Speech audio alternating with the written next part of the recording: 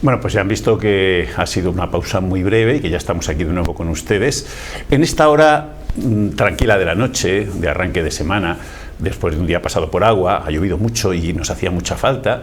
Ojalá y continúe. No parece que vaya a continuar esta semana, por lo menos no en estos primeros días, pero desde luego la lluvia de este lunes, como les decíamos en nuestro anterior espacio, ha sido muy bienvenida en cantidad y en calidad. También habrán observado ustedes que les habíamos anunciado que queríamos que compartieran ustedes este rato de tertulia después de cenar en casa, antes de irse a la cama, con uno de esos personajes que ha dado esta ciudad y que si no existiera, pues habría que inventarlo. Su figura tiene una extraordinaria vinculación con el mundo de la cultura, con el rescate de las tradiciones, pero sobre todo con la bonomía. Porque si hay una persona que podemos decir que responde al perfil de unos versos de Antonio Machado, un hombre en el buen sentido de la palabra bueno, es nuestro invitado de esta noche. Nació en 1940 en el Albaicín, una familia humilde.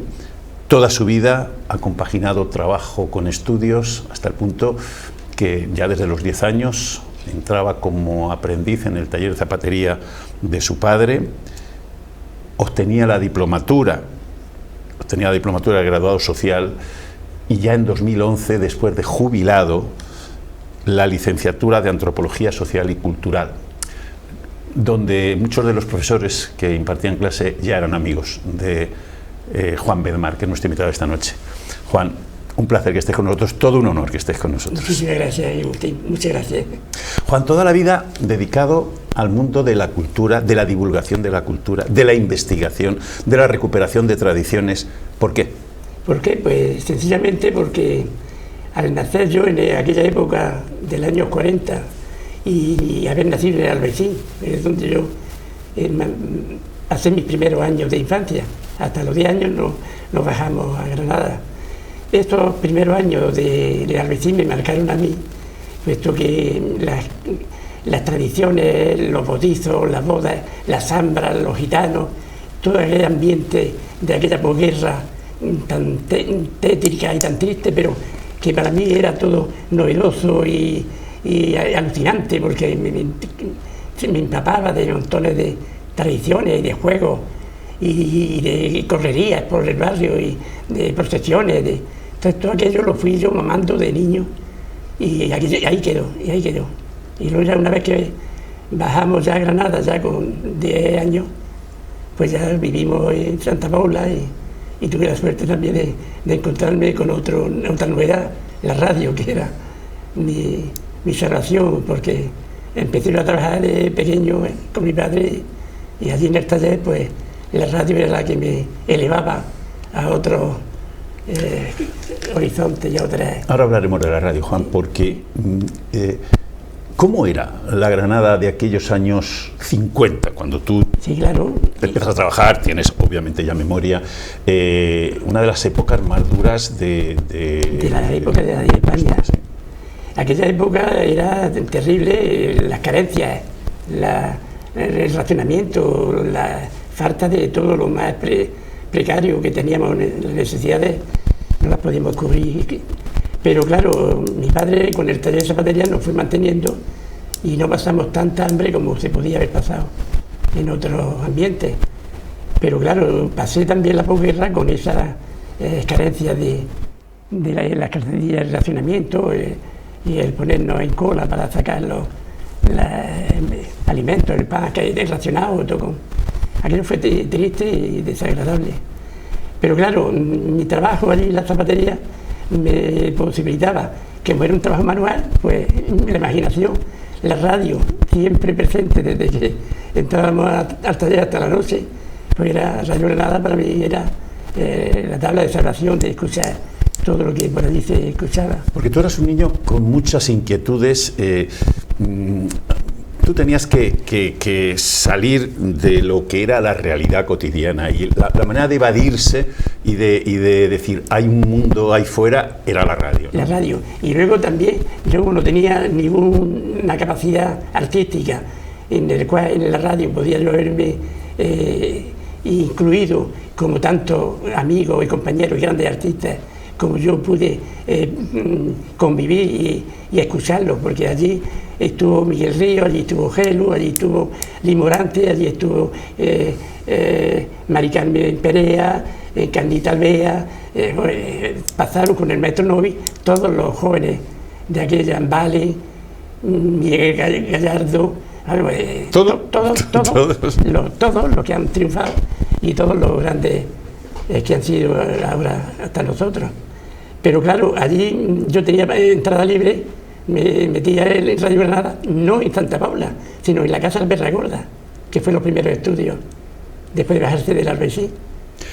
Y allí pues yo pude tener ese ambiente. El maestro Novi fue con doña Carmen Franco, que era la pianista, lo iba ilustrando y todos los juegos infantiles había allí. Pero yo iba como espectador, pero no como artista. Porque aquella radio, Juan, aquella era una radio de auténticas estrellas radiofónicas. El concepto de la radio ha cambiado mucho. Hemos pasado de la radio de entretenimiento a la radio de información, etcétera, etcétera. Pero la manera de hacer aquella radio era un auténtico espectáculo. Mercedes Mena y Pepe Real haciendo entremeses y no ya hablando, sino interpretando con guión y una serie de... aquello era alucinante. Tenían un personaje que cada vez había una historietas preciosas. Pero lo más importante también fue que la radio, ahí con los concursos y con todo lo que se pudo generar a nivel de la ciudad, fue el darle a las personas, darle un motivo de distracción, que ya no había televisión, para que todas las noches estuviéramos enganchados a la radio, en distracción o espectáculo.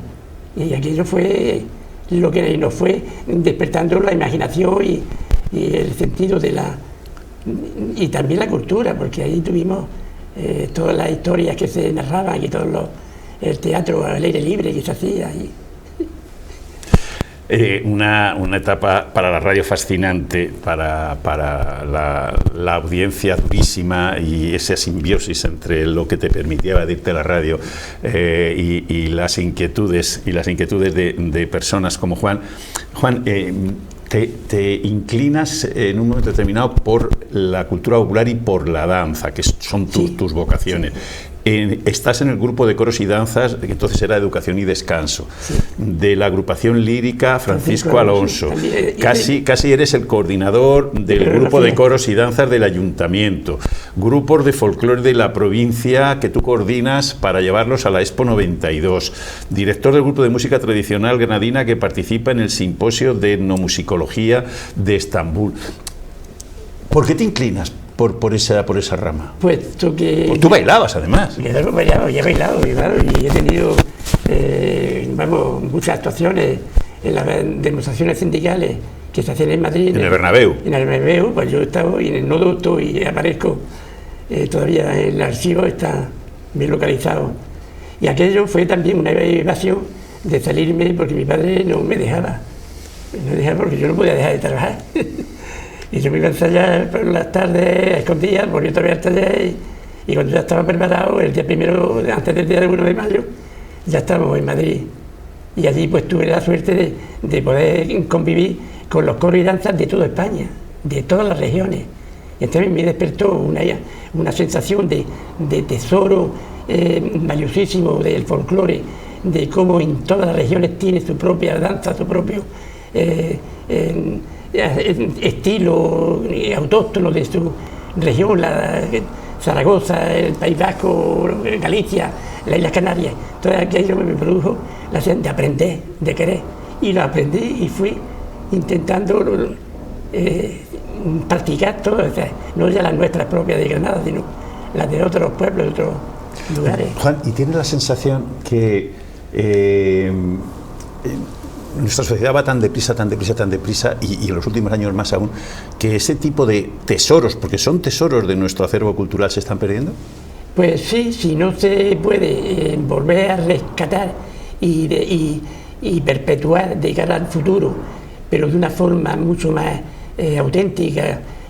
Yo confío que los grupos de coro y danza todavía siguen con esa línea, uno por un lado, el perteneciente a educación y descanso, que es el que hoy está en el ayuntamiento, que es la parte nuestra propia del ayuntamiento, y el otro es sección femenina, que todavía lo mantiene la Asociación Provincial de Coro y Danza, que ahí en ese aspecto yo estoy seguro de que no se van a extinguir, porque ellos son muy rigurosos, han hecho asociación cultural y lo van manteniendo y lo van enriqueciendo cada vez, tanto en vestuario como en las danzas de todos los rincones de Granada o de Andalucía. Hay un repertorio muy amplio de danzas granadinas y andaluzas, de todas las regiones andaluzas. Pero la gente joven, por ejemplo, estoy convencido que, y menos con los medios audiovisuales que hay, no se va a perder, no, como en un momento determinado podía correrse el riesgo de que se perdieran determinadas cuestiones, pero ¿notas una especie de desinterés de la gente joven en participar, sí, en bailar esas danzas? Joven, en las nuevas generaciones ahí no hay un interés ni una ilusión de participar, pero sí los grupos de coro y danza que actualmente están ya integrados, que vienen de padre a hijo, incluso hay ya 3 generaciones que participan en estos grupos de danza, que ahí ya está garantizado, pero no, la mayoría de la juventud no sabe de qué se trata, ni de dónde viene, ni por qué, pero cada uno tiene su origen y su coreografía propia, según tenga el origen de donde nacen esos bailes, si son bailes de ceremonia, son bailes de cortejo, si son bailes de trabajo, de ciega. ¿Te da coraje, por ejemplo, que pues, sobre todo porque tienen una tradición tan rica como tenemos, porque hay otras zonas donde existen sus tradiciones, pero a lo mejor no tan variadas ni tan enriquecedoras como las que hay en Granada, pero te da coraje, por ejemplo, que lleguen las fiestas en Granada y salvo esos grupos nadie sepa bailar una reja? Una reja ni una sevillana, incluso. Lo que sí es conveniente que en los colegios se diera como una asignatura de cultura tradicional, de cultura más musical y cultura de origen de nuestra tierra. Juan, tú eres un ejemplo de lo que se ha dado en llamar el ascensor social, en una época en que se nos estilaba, o sea, porque ahora es más fácil poder tomar ese ascensor social, porque evidentemente lo público ha avanzado mucho a la hora de que quien vale pues pueda salir hacia adelante. En tu caso eso no existía. ¿Cómo recuerdas aquella época de estudiante en el Padre Suárez? Estudiante, imagínate tú, después de 8 horas de trabajo en un taller de zapatería, salte de allí a las 7:30 antes de las 8 para ir a... Primero tuve que hacer los estudios primarios, que no los tenía arreglados. Yo no hice parvulario y antes parvulario no tenía estudios primarios. Los tuve que hacer ya con 20 y tantos años. Tuve que subir al Albesí, al Gómez Moreno, y allí con un curso de alfabetización de adultos, allí hice yo mis primeros estudios. Sacando el certificado de estudios primarios pude acceder a la educación reglada, al primero, segundo, tercero. Bachillerato. De bachillerato.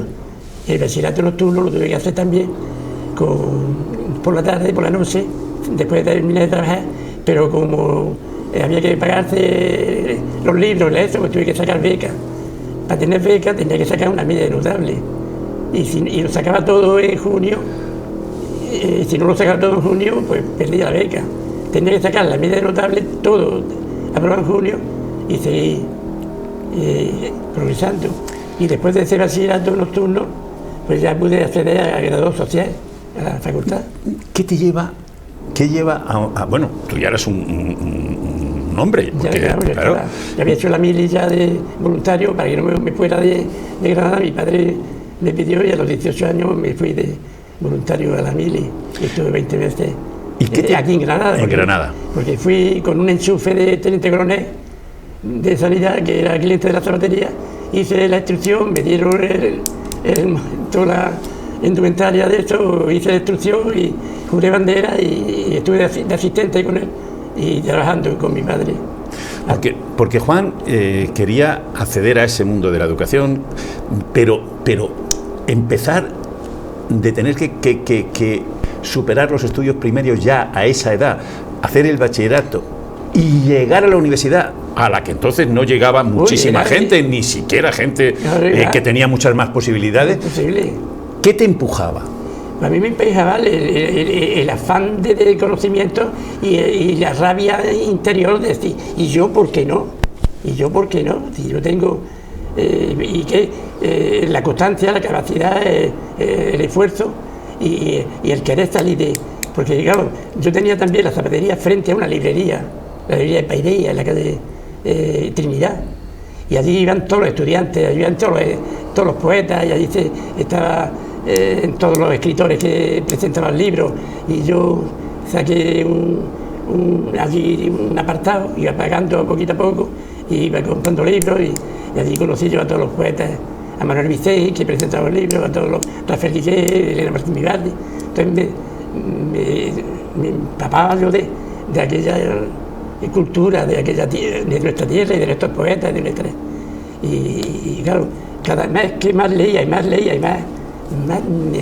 esto es un gusanillo, ya es un vicio, y bendito vicio. ¿Cómo era aquella universidad en la que hiciste la diplomatura de graduado social? Pues la universidad allí, pues yo era un ejemplo, porque había niños de papá que no sacaban la asignatura, y entonces allí se comentaba, mira el hijo del zapatero que decía, y tú no eres compañero de facultad. Yo lo he sentido, pero a mí me daba la sensación de que yo iba aumentando, y esto es el gusanillo de lo que son los estudios. Si una cosa te atrae, pues yo lo que quería hacer era sacar una plaza por oposición para estar de 8 a 3. Yo quería estar de funcionario de 8 a 3. Y mi padre me decía que lo que la administración me iba a dar a mí en un mes, yo lo ganaba en un día en el taller.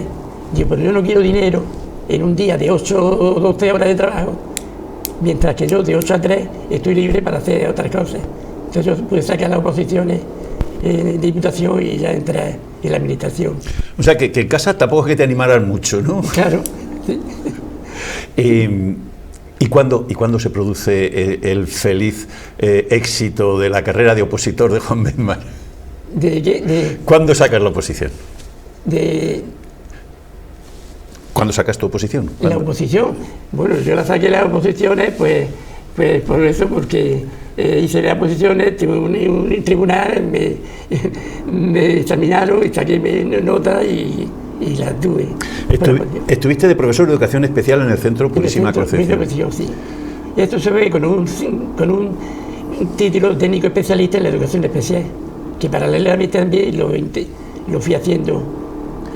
¿Y cómo era trabajar? Trabajar aquello era para mí un reto, porque yo cuando entré en el centro de deficientes, primero en Armilla, me encontré con una población de asilados allí, de deficientes adultos, donde estaban y algunos habían venido ya del hospital de la Virgen, del manicomio, y eran deficientes, normales, como decía antiguamente, con discapacidad, pero que adultos.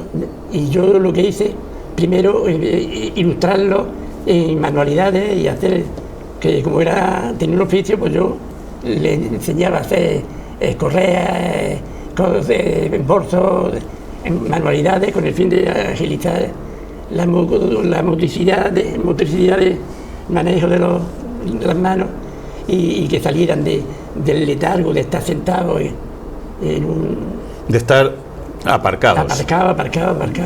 Y yo tuve que hacer pues varios cursos de educación especial y de contacto con otras instituciones, con ANDE, Asociación Nacional de Deporte Especial, que estaba en Madrid.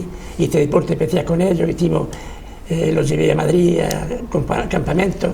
Entonces yo me inventaba todo lo que era integrarlo dentro de la sociedad. Juan, y del 77 al 90 en la Diputación. La Diputación. ¿Cómo fue aquella época, aquella etapa? Pues aquella época, pues yo entré allí porque claro, salí con un traslado. Salí de la Diputación, de los centros sociales, y entré en el área de cultura, completamente distinta. En el área de cultura, cuando yo entro, allí no había un departamento específico para mí. Yo estaba allí en cultura, del área de cultura, en cultura. Entonces había música, había arte plástica, había literatura, había varios...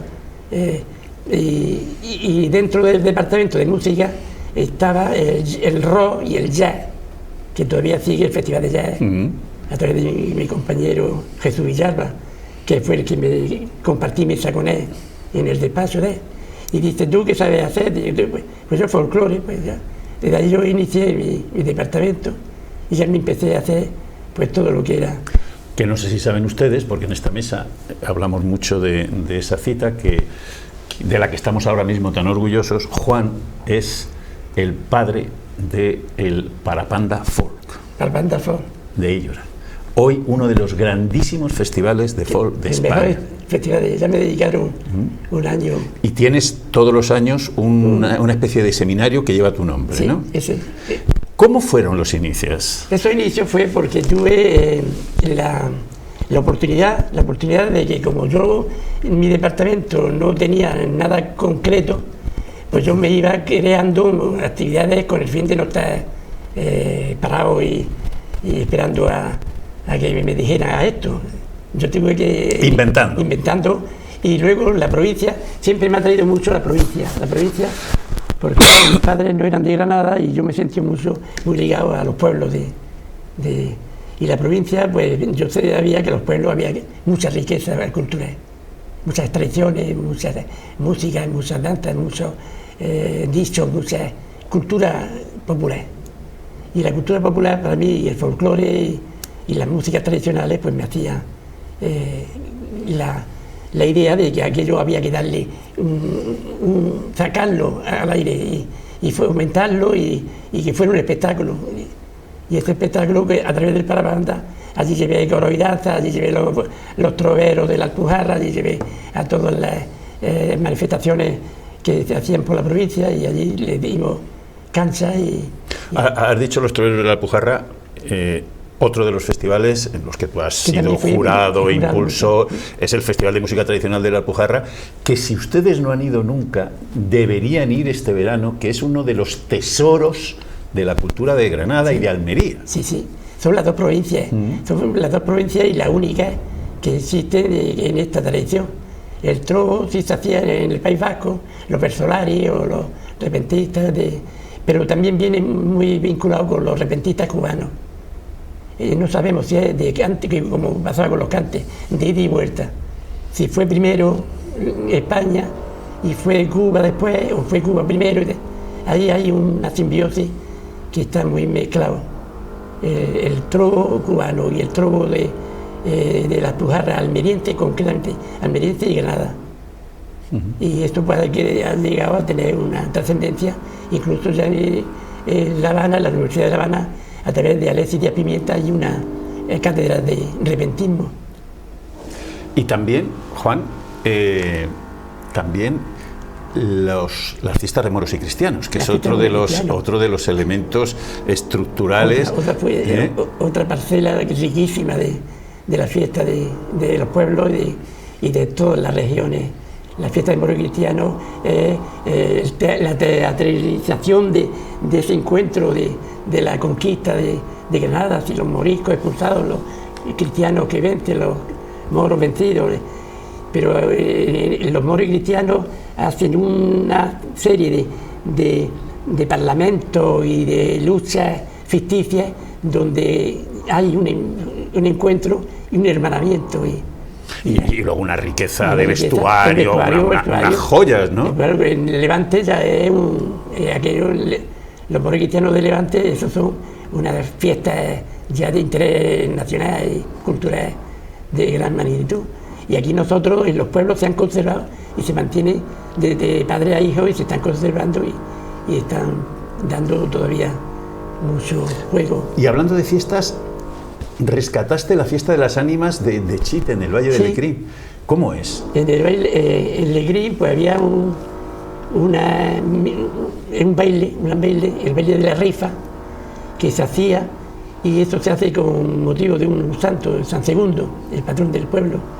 Se había perdido, porque claro, y tuvo mucha controversia, porque el baile era que las fiestas, sean de boda, bautizo o de estacionales, las fiestas bailaban las mujeres y los hombres, y entonces había una puja. Yo quiero bailar con fulanica, y esta puja era para el santo y para la iglesia, todo lo que se recaudaba. Pero en la picaresca estaba que el que más apostaba bailaba con aquella que había pretendido y le había dado calabazas. Y entonces ellos, que tienen el pueblo sabio, y tienen mucha agudeza, se conocía entre todos. Entonces yo quiero esto, bailo con fulanita, y fulanita con su marido, con su novio, no podía negarse y tenía que bailar con ese pretendiente que le dio calabazas. Y todas esas fiestas pues se había perdido. Juan, otro universo que no acabamos, yo creo que no, las nuevas generaciones en Granada, la gente más joven, pero no solo la gente más joven, sino gente tampoco tan joven, no acaba de darle el valor que tiene, siendo un tesoro que solo tenemos aquí, es la zambra. Hoy la zambra, claro.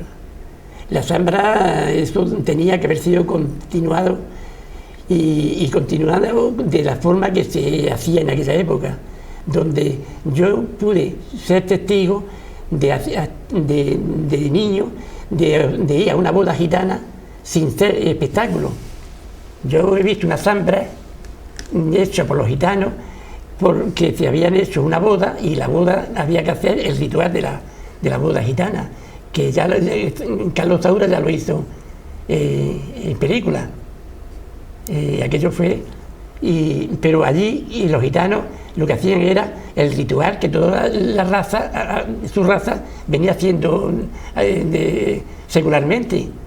Era de mostrar que la novia era doncella, y había que testificarlo en público a través de una matadora que era la que desfloraba a la Virgen novia, para sacar el pañuelo y de ahí ya la letra: en vez de prado tendí mi pañuelo, salieron 3 rosas como 3 luceros. Levanta, padrino, ya, levanta, que ya la novia la han coronado. Un ritual, una fiesta y un espectáculo insólito, y luego pues con mucho derroche, lo que podía, de vino, de peladilla, de ambiente festivo. Porque la zambra es un conjunto de bailes y de cantes, pero con ese rito. Exacto, pero que es una cuestión suya, propia, que no estamos hablando de una sevillana que le canto. Cachucha, mosca y alborea y fandango. Entonces, la cachucha, la mosca, la alborea y el fandango de Granada, todo eso se baila. La mosca tiene su picaresca y tiene su racego. Tiene muchas gracias, sí. Porque hay que ver la picarilla de la mosca, donde me vino a picar, debajo del delante, ¡mosca! Entonces todo eso, los gestos, era baile de alguna forma ordinario, populachero. Solo lo pueden hacer ellos para que tenga gracia. Porque no, es la gracia y es su raza y es su tesoro de sus costumbres. Entonces las costumbres, sean de los indios, sean de donde sea, de donde venga, lo que ha sido una costumbre, ha sido una tradición y se ha mantenido secularmente, esto es sagrado. Sean religiosas, sean paganas, sean cristianizadas, todas tienen un momento que forman parte de la cultura popular. Porque el pueblo es sabio y el pueblo se inventa. Y si no tienen donde divertirse, se lo inventan los juegos. Los niños nos inventábamos los juegos cuando no había juguetes. Y todo era... Juan, ¿valoramos suficientemente un tesoro como ese en el escenario donde además se puede hacer, que es en el Sacromonte, que es donde nace? ¿Le damos el valor que tiene? ¿O es que vivimos en una ciudad que es tan maravillosa que, como todas las Alhambras? Claro, sí. Es que claro, ahí ahora mismo lo que pueden hacer ellos es un pseudo espectáculo que le llaman zambra, porque ahí baila pues flamenco y baila, que baile en una cachucha o que baile, pero esto sí lo ha hecho muy bien hace muy poco en Historia de la Católica. Curro. Curro con Marina Heredia. Curro lleva trabajando en eso. Pero claro, Curro es un baluarte, y Curro quería que Curro desaparece el Sacromonte con rigor desaparece con Curro. Porque Curro ha vivido, nació allí, nació Los Dientes y lo ha practicado. Yo llevé a Curro en la Expo de Sevilla y aquello con las últimas reinas del Sacromonte, las últimas viejas que ya quedaban, las pudo juntar con 80, con 70 y tantas, hasta Angustilla la Mona, que también iba, que era más joven, ya con 60, pero todas muy mayores. Pues las vistió con unos mantones de Manila, las maquilló, las puso. Y cuando ya salió en el escenario, y allí llega la gente de allí de Sevilla, y los organizadores me preguntaron: Juan, ¿esto es real? ¿Dónde has sacado esto? Parecía mágico.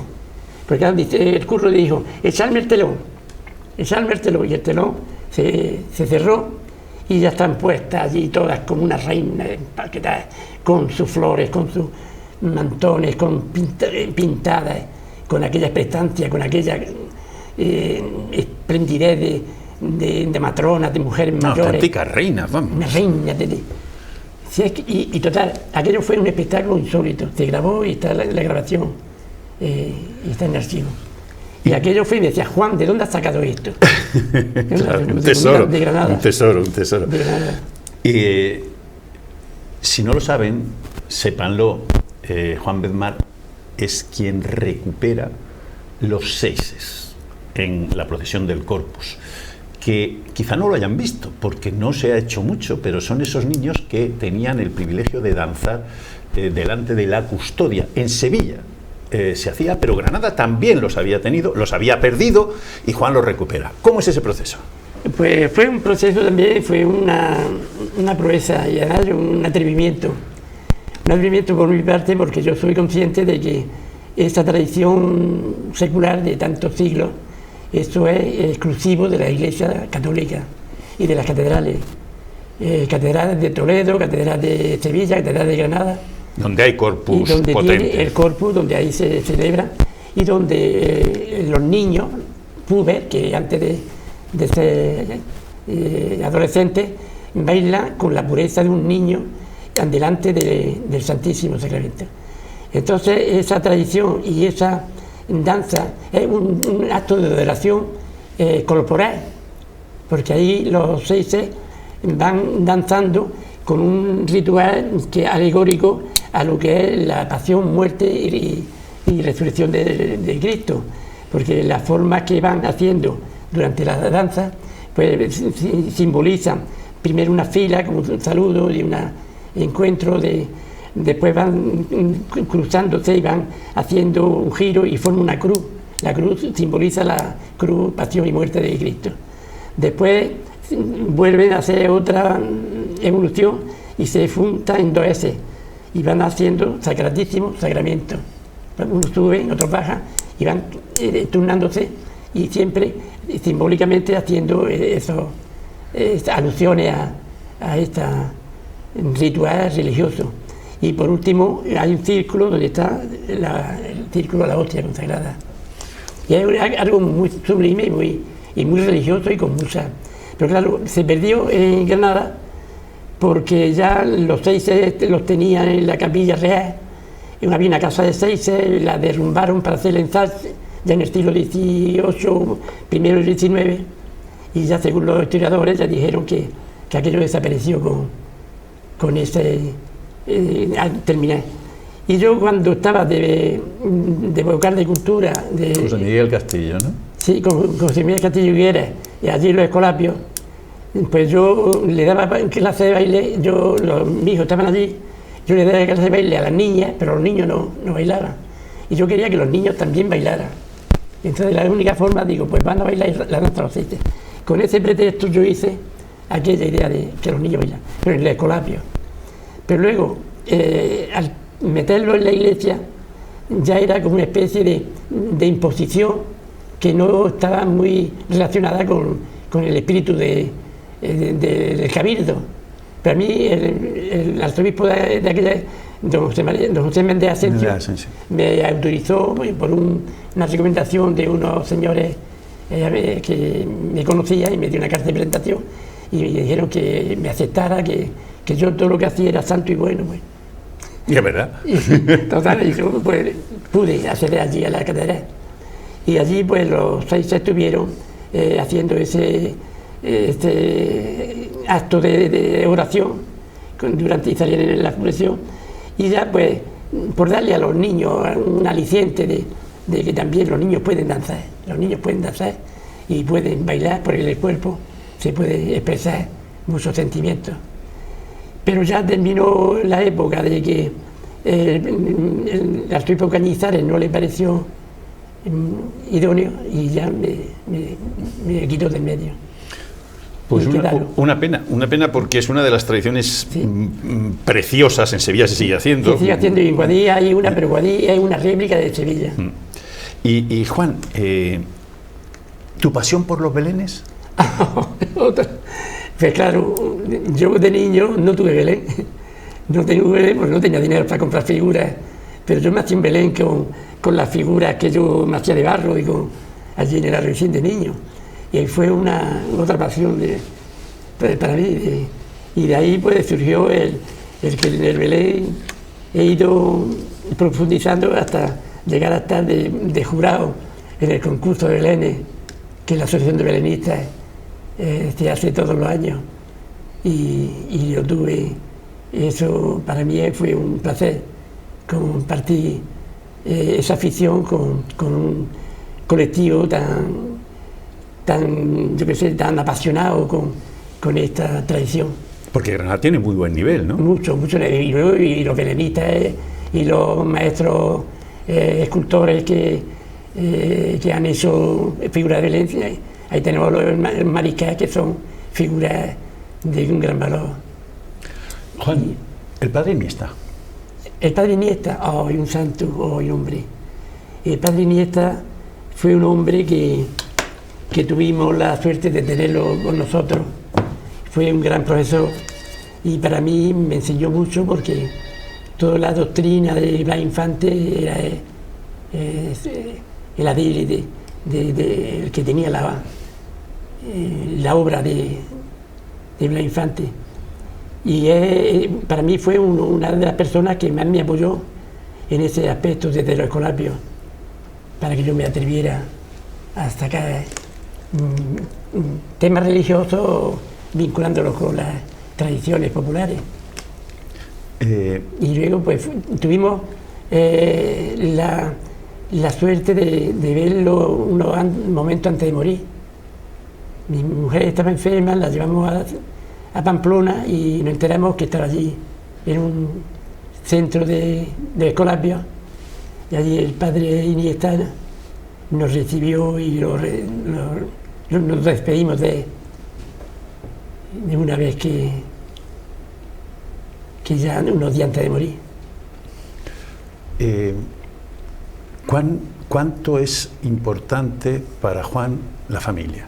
¿El flamenco? La familia. La familia. El flamenco también. También es una familia tuya. Otra familia, los flamencos. A mí me decían en cultura, cuando llegaban los gitanos, que Juan, ahí están tu primo. Me avisaban. Digo, que primo, pues me siento muy orgulloso de haber sido primo y haberle ayudado mucho a los gitanos. ¿Y la familia de sangre? Alicia, Jaime, Juan Luis. Y mi familia, pues lo mejor que tengo en mi vida. Lo mejor que tengo, vamos. Mi familia, para mí, mi mujer me ha dejado el tesoro más grande que yo podía soñar. Esto, pues, ¿qué te puedo decir? Es algo. Mi hijo me han superado. Yo creo que tengo la suerte y el reconocimiento que si de verdad Dios me quiere a mí me ha dado... Dios no puede no quererte a ti, Juan, es imposible. Me ha dado un regalo inmenso.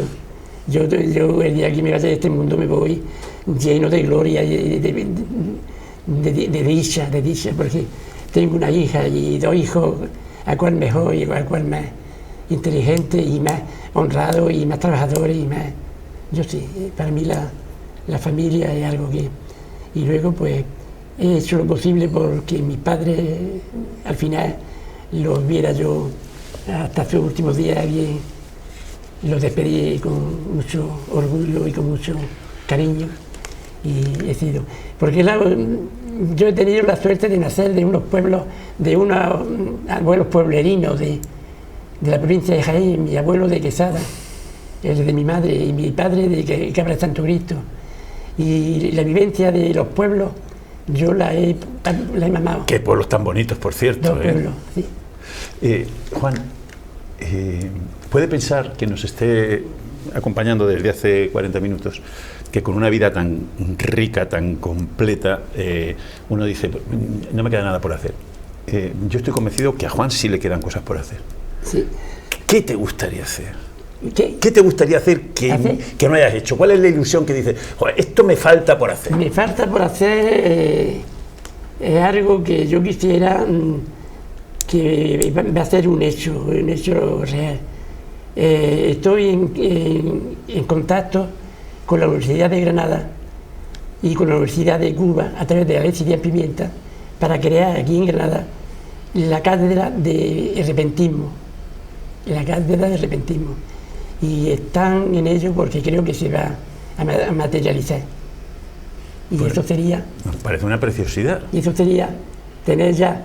Porque claro, formamos parte de una comisión desde la Universidad de Granada, la Universidad de Cuba, a través de Alexis Díaz Pimienta, la presidenta de Abusarra, que es la asociación... Que organiza el festival de la música y danza, y las dos provincias...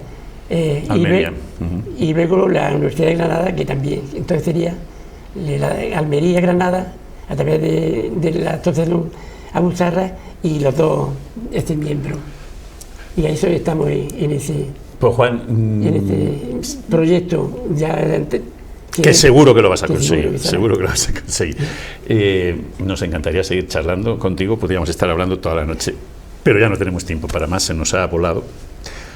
Solo me gustaría darte las gracias, creo que en nombre de muchas granadinas y muchos granadinos que nos están viendo, porque has sido un ejemplo para todos nosotros, has sido un ejemplo no solo para tus hijos, has sido un ejemplo para quienes hemos tenido el honor de conocerte, hemos tenido el honor de decir que somos amigos tuyos, hemos tenido el honor de ver las cosas que hacían y decir, me gustaría hacerlas tan pulcramente y tan bien como las hace Juan, hemos tenido el honor de tenerte como un auténtico espejo de sencillez, de honradez y de pulcritud. Y eso, Juan, no se paga con dinero. Así que en nombre de todas y todos, muchísimas gracias. Gracias a vosotros, muchísimas gracias. Y a ti, un abrazo. No se nos vayan, porque vamos a seguir con nuestra programación habitual después de este rato impagable con Juan Belmar. Hasta ahora mismo.